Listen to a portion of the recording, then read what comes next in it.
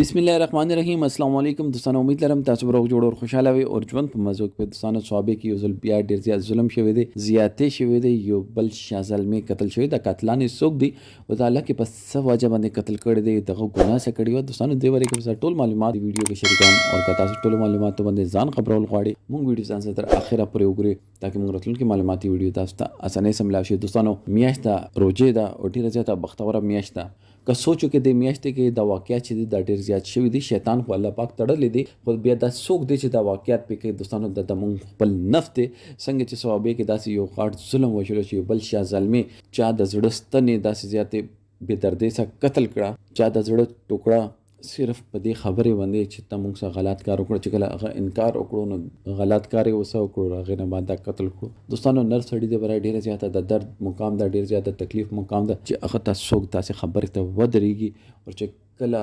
هغه ونه مني ورسره زبردستي وکړي او هغې نه بعد چې کله هغه وایي چې زه به څه ملاوېږم زه به څه ګورم هغه ټیم کې قتل هم کړي دوستانو دا خبره مې ځان نه وکړه ولې چې یو نر سړی چې دی هغه خپل وقار باندې او خپل معیار باندې اور په خپل عزت باندې حرف نه مني بېشکه هغه ماشوم دا غاټ ده چې الله پاک نر پیدا کړی دی هغه هېڅکله خپل عزت باندې دومره غوندې حرف نه مني چې کله هغه څه داسې غلط کار وشولو ورته ویل چې زه خلکو ته به یم او زه به تاسو خپله هم ګورم نو هغوی لګېدلي دي ګروپ هغوی دا هلک قتل کړی دی او هغه نه تښتېدلي د هغوی دا سوچ و چې دوی به نه ګرفتار کېږي خو پولیسو دوی ګرفتار کړو دوی چې موږ نه ډېره زیاته غټه غلطي شوې ده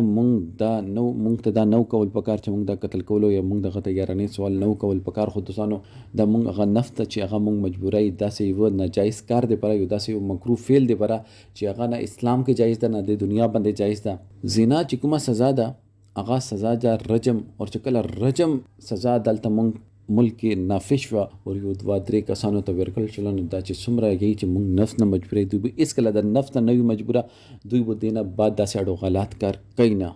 دوستانو دې باره کې تاسو سره دا کمنټ سیکشن کې خپل رایې ضرور وکړئ والسلام